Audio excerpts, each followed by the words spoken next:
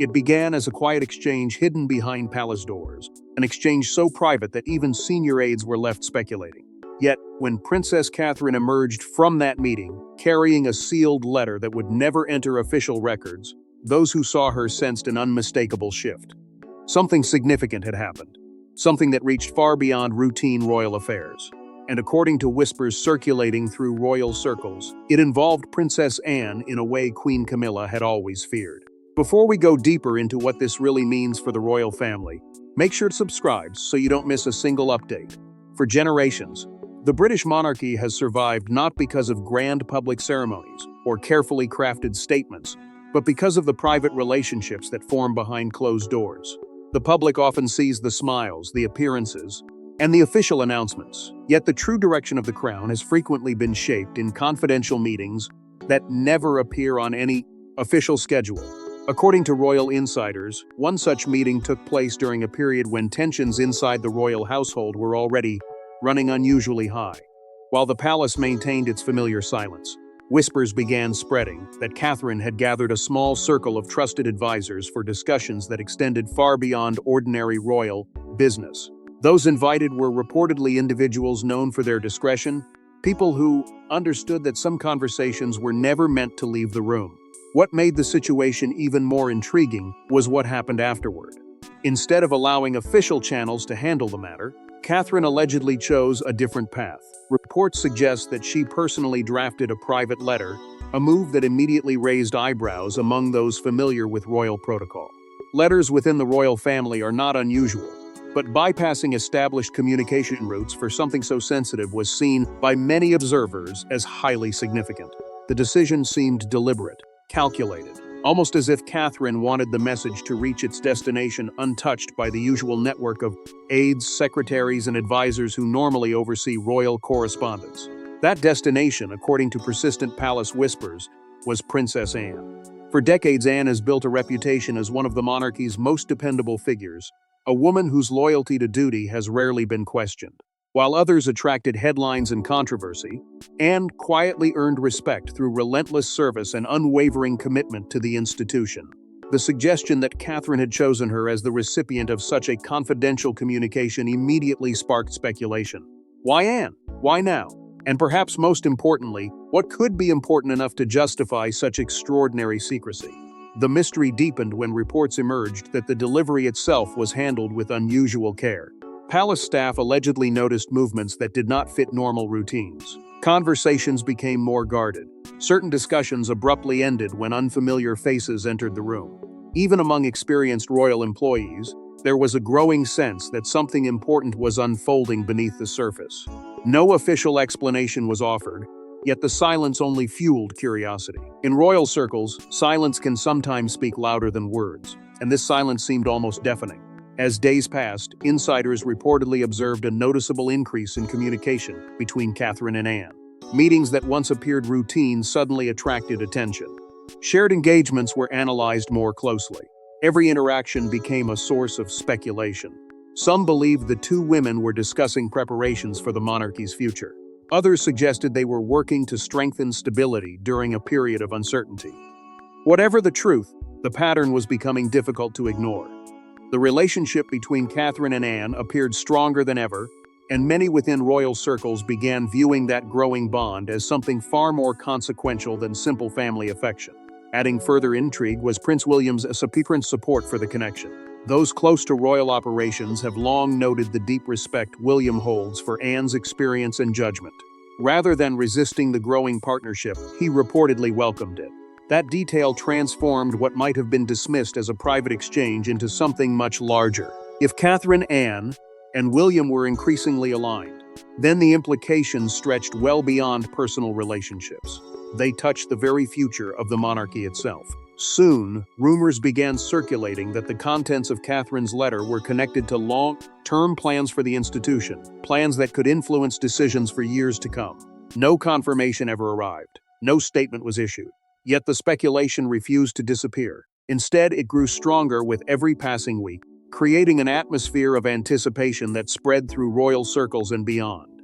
Because if the whispers were true, this was not merely a private correspondence between two senior royals. It was the foundation of something far more powerful, a development capable of reshaping loyalties, influence, and authority within the House of Windsor itself. But the letter itself was only part of the story. The roots of this alliance stretched back years, to a bond forged long before anyone realized how important it would become. Long before headlines began speculating about palace divisions, Catherine Anne had been building something far more powerful than public appearances could reveal.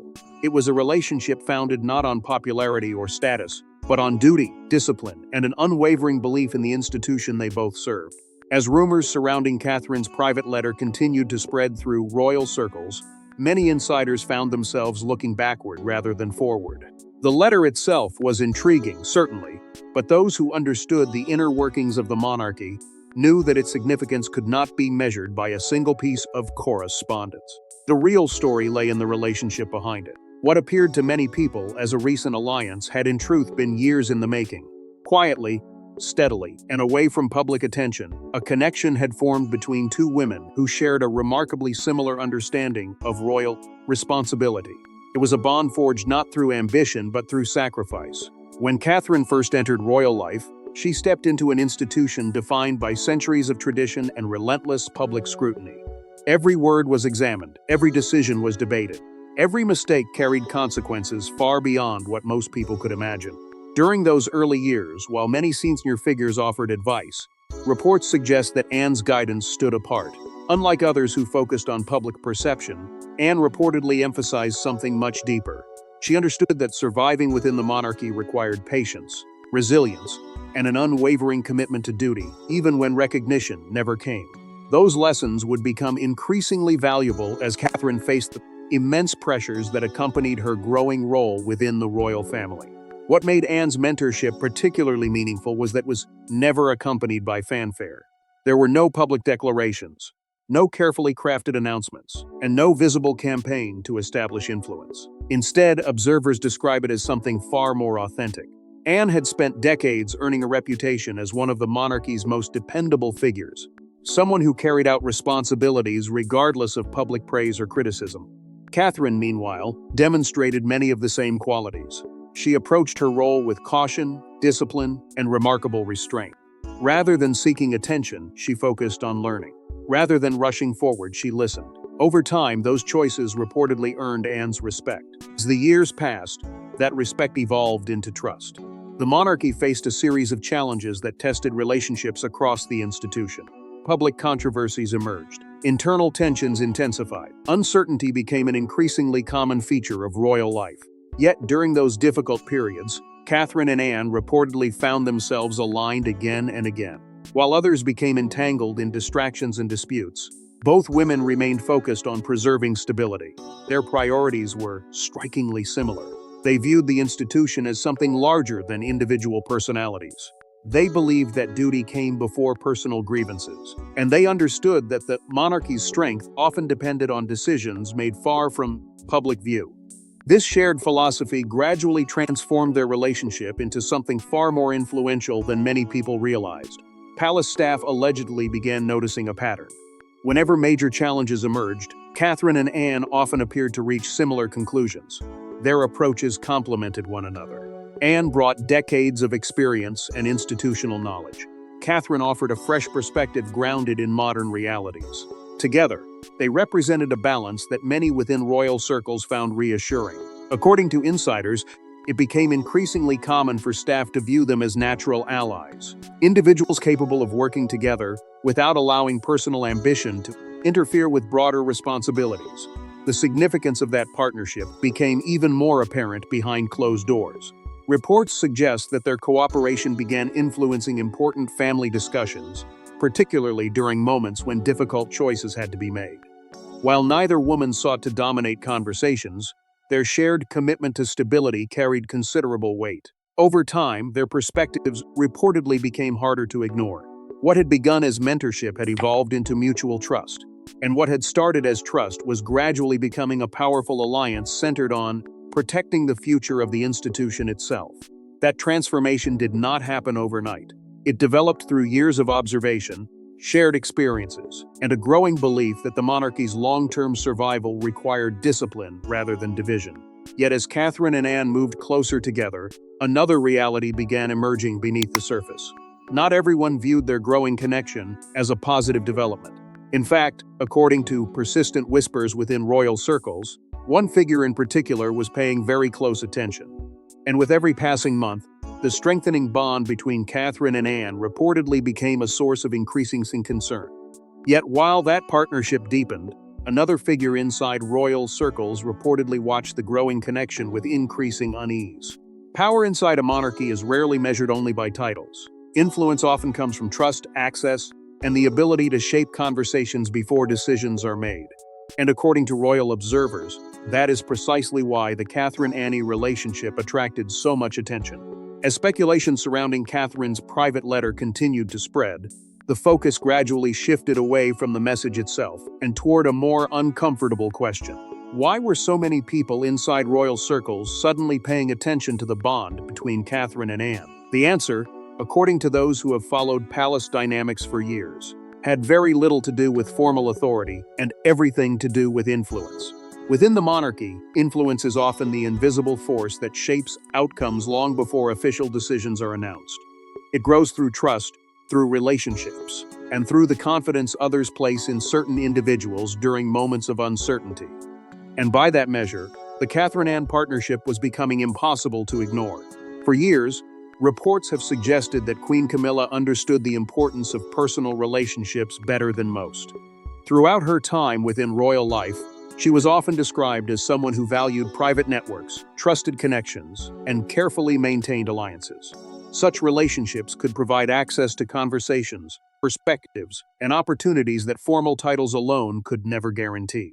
Yet there was one obstacle that reportedly proved difficult to overcome. Princess Anne had built her reputation on fierce independence. Unlike many public figures who relied on influence from surrounding circles, Anne was known for making judgments based on her own convictions. Her loyalty belonged first to duty and the institution itself, a characteristic that earned admiration from supporters but also limited the ability of others to shape her thinking. This independence became increasingly significant as Catherine grew more confident in her role. The woman who had once entered royal life cautiously was now viewed by many as an experienced senior royal capable of carrying enormous responsibility. Years of scrutiny, pressure, and expectation had strengthened her resolve. She no longer appeared content merely to observe. Instead, insiders suggest she had become an active participant in discussions concerning the future of the monarchy. That transformation did not happen overnight, but once it became apparent, it altered the balance of relationships within royal circles. Catherine was no longer simply learning from Anne. She was standing beside her. Royal commentators soon began describing the pair as a stabilizing force during a period marked by uncertainty. Whenever questions emerged about the future, their names frequently surfaced together. Whenever discussions turned toward continuity, responsibility, or long-term planning, observers increasingly pointed to the shared values they appeared to represent. This growing perception carried weight. Stability is among the monarchy's most valuable assets, and individuals associated with it naturally attract attention. But admiration from some quarters often creates discomfort in others, particularly when influence appears to be shifting. According to persistent palace whispers, this was where concerns allegedly began to emerge. Some insiders claimed that certain strategic conversations were gradually occurring without the same level of involvement from every senior figure. No official confirmation ever supported such claims, yet the rumors proved remarkably persistent. The suggestion that Catherine and Anne were becoming central voices in key discussions fueled endless speculation. Whether true or exaggerated, the narrative itself gained momentum. And within royal circles, perception can sometimes become almost as powerful as reality.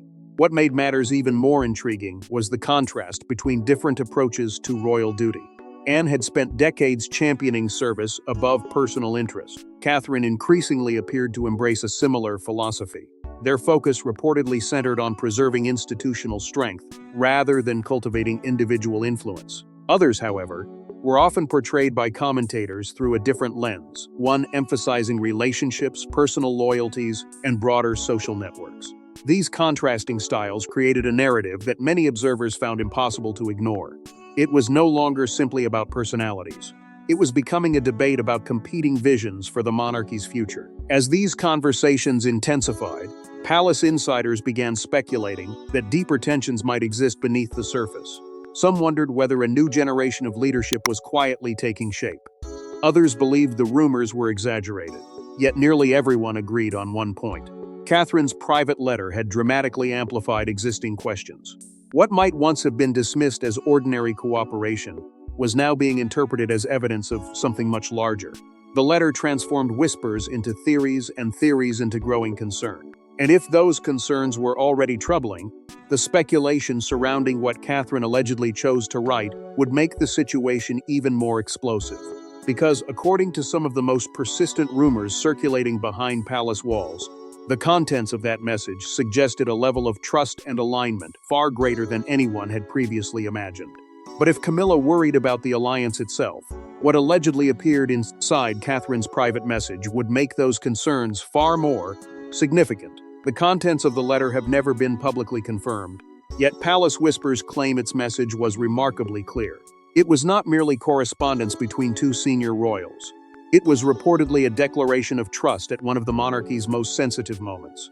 By the time rumors surrounding Catherine's private letter had spread through royal circles, the mystery was no longer centered on whether the message existed. Most discussions had moved beyond that question entirely. Instead, attention turned toward something far more intriguing. What exactly had Catherine chosen to say?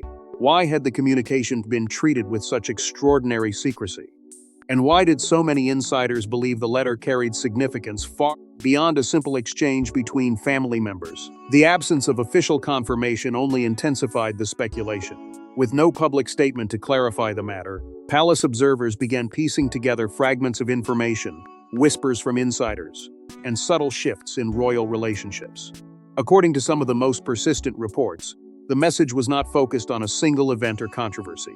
Rather, it was allegedly centered on trust, deep trust. The kind of trust that is rarely offered lightly within an institution where loyalty, discretion, and responsibility are valued above almost everything else.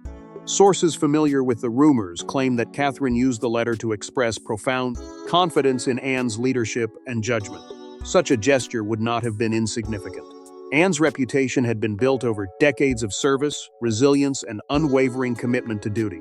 She had become a figure many regarded as one of the monarchy's most dependable anchors during periods of uncertainty. If Catherine truly chose to place that level of confidence in Anne through a private message, then the implications were enormous. It would suggest that their relationship had evolved beyond mentorship, beyond friendship, and into something resembling a strategic partnership rooted in shared values. What makes the story particularly compelling is the reported tone of the message itself. According to palace whispers, the letter allegedly emphasized themes that have long defined both women: duty, continuity, and stability. Rather than focusing on personalities or short-term challenges, it reportedly addressed the larger responsibility of safeguarding the institution through difficult times. That detail has fueled endless discussion among royal watchers. Because when senior members of the monarchy begin thinking beyond immediate concerns and toward long-term preservation, it often signals that important decisions may be approaching. Some reports go even further. They suggest that the letter may have included reflections on protecting traditions that both Catherine and Anne view as essential to the monarchy's future. Whether those claims are accurate remains impossible to verify. Yet the persistence of such rumors reveals how strongly observers associate both women with the idea of stewardship. They are frequently portrayed as figures willing to place the institution above personal interests. And that perception has only strengthened speculation surrounding the letter's contents. Perhaps the most discussed element of all is the suggestion that Anne was described as a trusted guardian of the monarchy itself. Such language, if it truly appeared within the communication, would carry enormous symbolic weight. It would reinforce the image of Anne as a protector of continuity during a period when uncertainty continues to surround the royal family. More importantly, it would signal Catherine's belief that Anne's role extends far beyond ceremonial responsibilities. She would be viewed not simply as a senior royal, but as one of the key figures helping guide the institution through an increasingly complex era.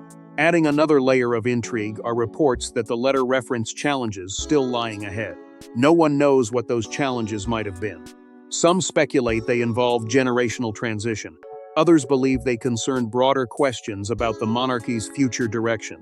Whatever the case, the possibility that Catherine alluded to future difficulties has kept speculation alive. The letter, in the eyes of many observers, became less about present circumstances and more about preparation for what might come next. William's reported awareness of the communication only strengthened that interpretation. Insiders have repeatedly suggested that he shared Catherine's respect for Anne and understood the value of her experience. If true, the letter may have represented more than Catherine's personal perspective. It may have reflected a broader alignment among senior members of the royal family regarding stability, continuity, and long-term planning. As these theories spread, many observers began viewing the message as confirmation of a united front. What once appeared to be individual relationships were increasingly interpreted as part of a larger network of trust and cooperation. The rumored letter became a symbol of that unity. Yet symbols can have consequences. The more people discussed its meaning, the more attention shifted toward the impact such an alliance could have on everyone else within the royal family. As whispers about the letter spread, attention quickly shifted from its contents to the broader consequences it could create throughout the royal family. Palace observers have long understood that influence often moves quietly before it becomes visible. By the time the public notices a change, the foundations have usually been in place for months, or even years. As discussions surrounding Catherine's private letter continued to spread through royal circles, a remarkable shift began taking place. The conversation was no longer focused solely on what the message may have contained. Instead, attention increasingly turned toward the growing influence of the relationship it appeared to confirm. For years, Catherine and Anne had worked largely outside the spotlight of palace intrigue, concentrating on service, responsibility, and institutional stability. Yet now, many observers were beginning to recognize something that had been developing gradually beneath the surface. Their partnership was no longer viewed as simply personal. It was becoming a force that seemed capable of shaping the monarchy's future direction. According to those familiar with the inner workings of royal life, influence inside the institution rarely emerges through dramatic announcements. It develops through consistency, through trust, through the confidence others place in individuals who repeatedly demonstrate sound judgment during difficult moments. By that measure, Catherine and Anne had steadily accumulated respect across multiple levels of the royal household. Their reputations had been built not through controversy or public battles, but through discipline and reliability. As uncertainty continued surrounding the future of the monarchy, those qualities became increasingly valuable. Many royal commentators began describing the pair as two of the institution's most trusted figures. Anne brought decades of experience and an almost unmatched understanding of royal duty. Catherine represented continuity for a new generation while maintaining a strong commitment to tradition. Together, they appeared to embody a balance that many senior figures found reassuring. Reports suggest that this shared approach gradually earned support from influential voices throughout the royal household. What had once been seen as cooperation between two respected women was increasingly viewed as a partnership capable of providing stability during a period of transition. Behind closed doors, palace staff reportedly noticed the effectiveness of their working relationship. According to insiders, Catherine and Anne often approached challenges with similar priorities, focusing on long-term outcomes rather than short-term advantages. Their discussions were said to be practical, measured and centered on protecting the institution rather than promoting individual agendas. That reputation mattered. Within an environment where competing opinions frequently collide, the ability to build consensus becomes a powerful asset. Over time, many employees allegedly came to view their partnership as one of the most productive relationships within the broader royal structure. At the same time, larger conversations were beginning to intensify. Questions about succession, continuity, and the monarchy's future direction became increasingly difficult to ignore.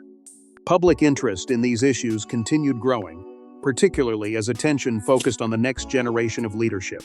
In that context, Catherine and Anne's alliance appeared even more significant. Their cooperation seemed to represent a bridge between experience and the future, between established traditions and the realities of a changing world. For supporters, this made them symbols of reassurance during uncertain times.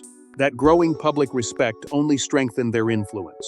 Catherine's popularity continued expanding, while Anne's long-standing reputation for dedication remained firmly intact. Together, They projected an image of stability that resonated with many observers. More importantly, reports suggest that other members of the royal family increasingly gravitated toward their approach.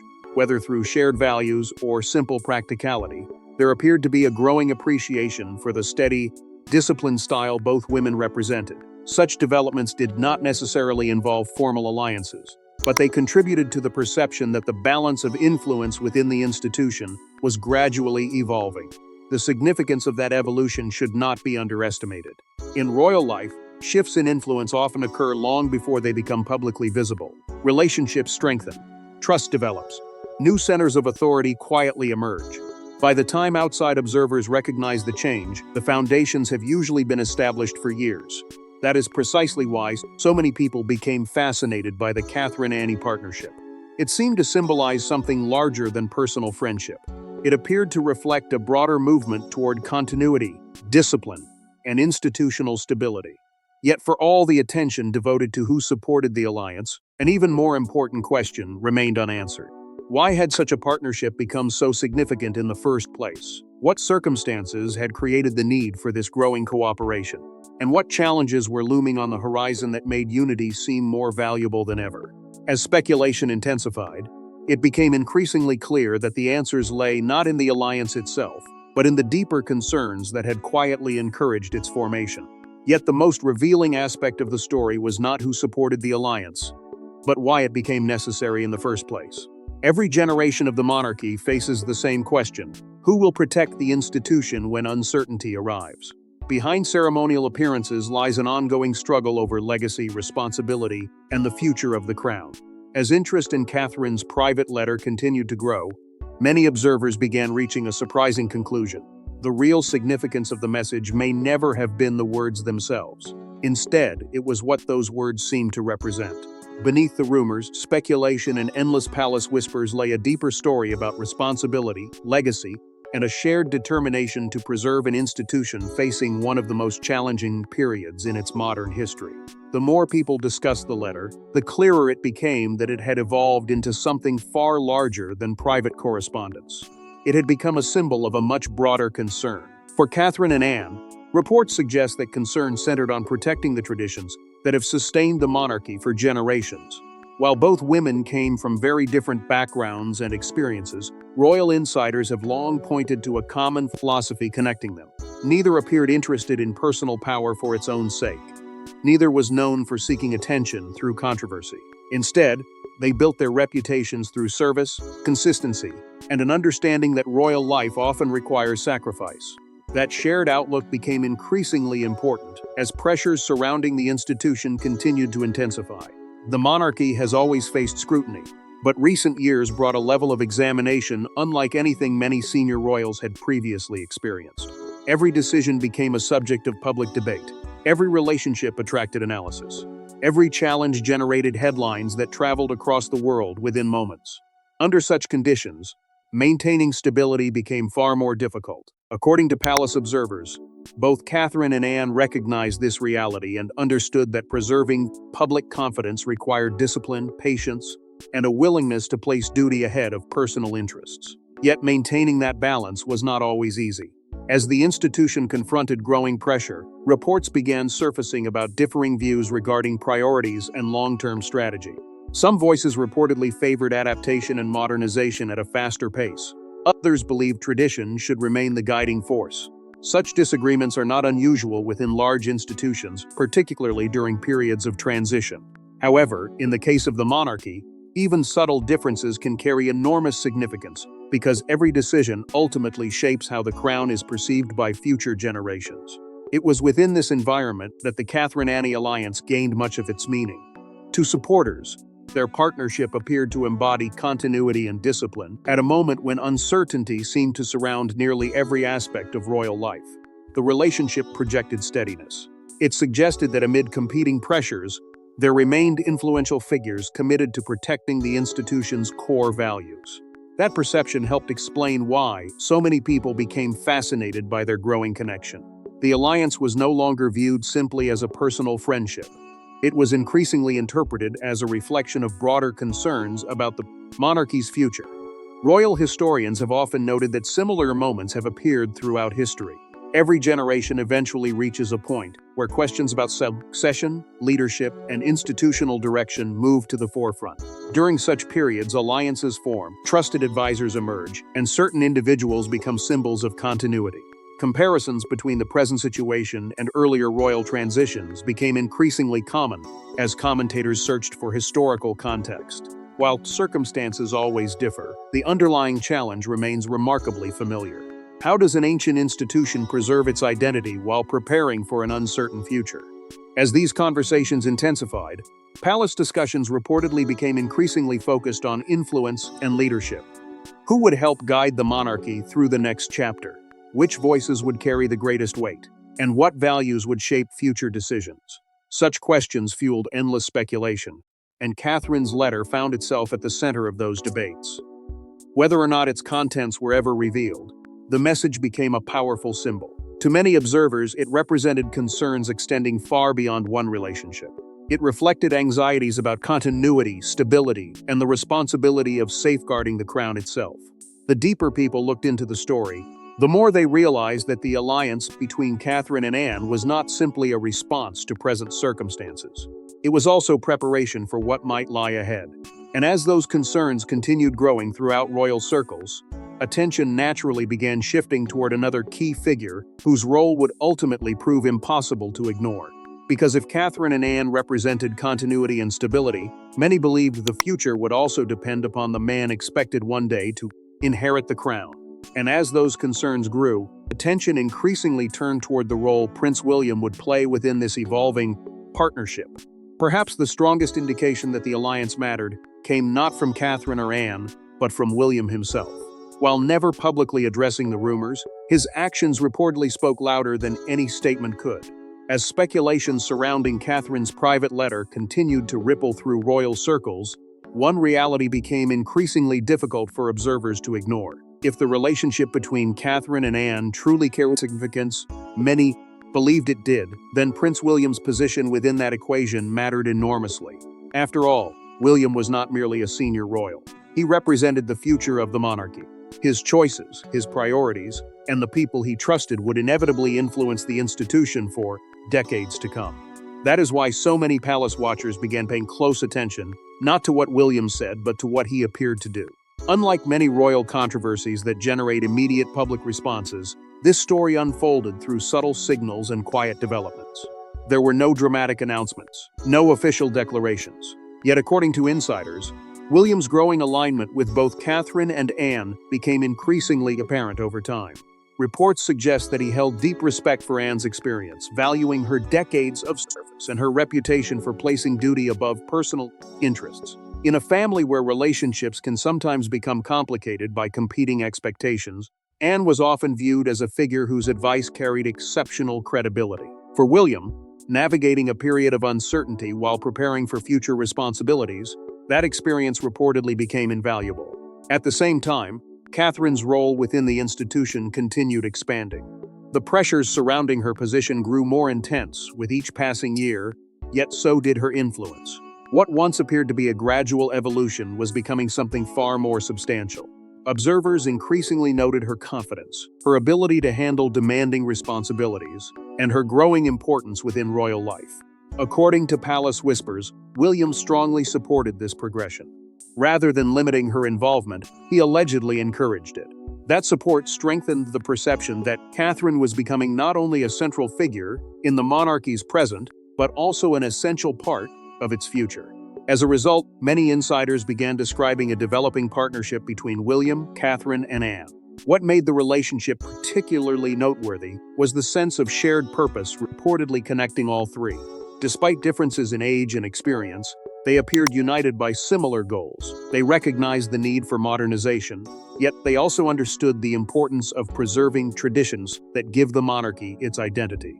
This balance became one of the defining themes associated with their cooperation. Rather than viewing change and tradition as opposing forces, they seemed determined to find a path that respected both. Royal commentators increasingly pointed to this strategic alignment as evidence of long-term thinking. While others often focused on immediate controversies, William, Catherine, and Anne were frequently portrayed as concentrating on broader questions. How could the monarchy remain relevant while protecting its historic foundations? How could future generations inherit an institution that was both modern and stable? These were not easy questions, and no simple answers existed. Yet reports suggest the trio shared a willingness to confront those challenges directly rather than avoid them. Anne's guidance reportedly became particularly valuable during periods of transition. Few members of the royal family possessed her depth of institutional knowledge, and fewer still commanded such widespread respect. Her ability to provide perspective during uncertain times reportedly helped strengthen cooperation among those closest to the future of the crown. For William, that guidance offered continuity. For Catherine, reinforced confidence.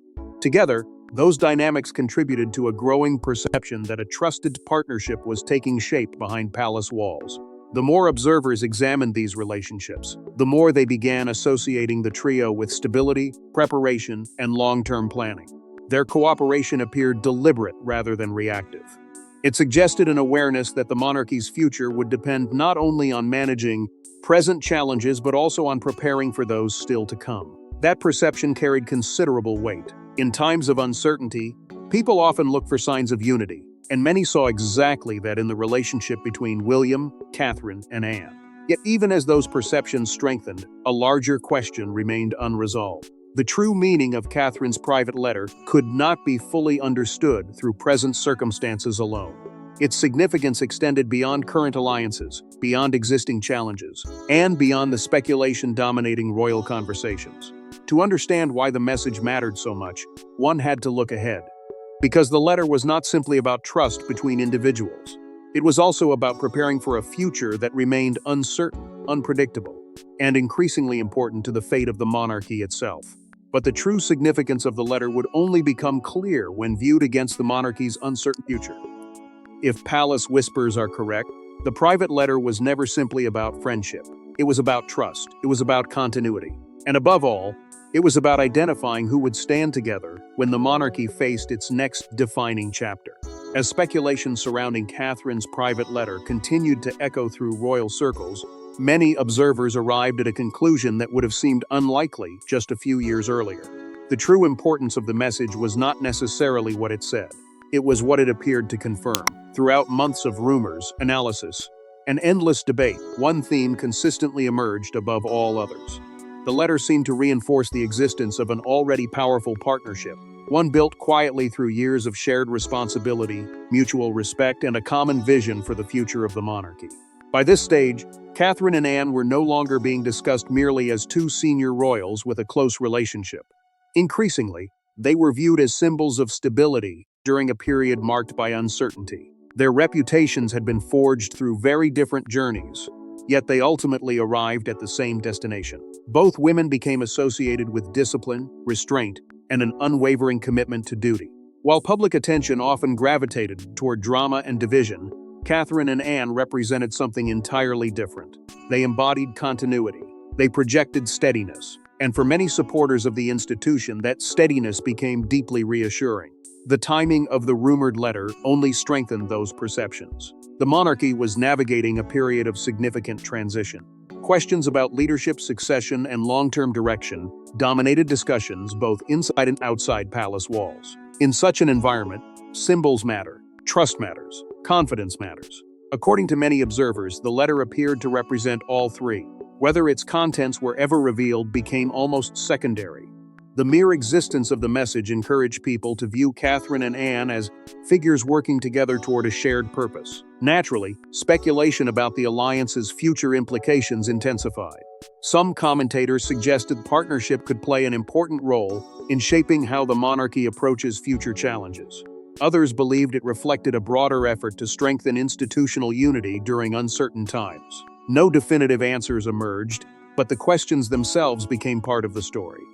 Every new rumor seemed to add another layer of intrigue. Every whispered detail encouraged further discussion.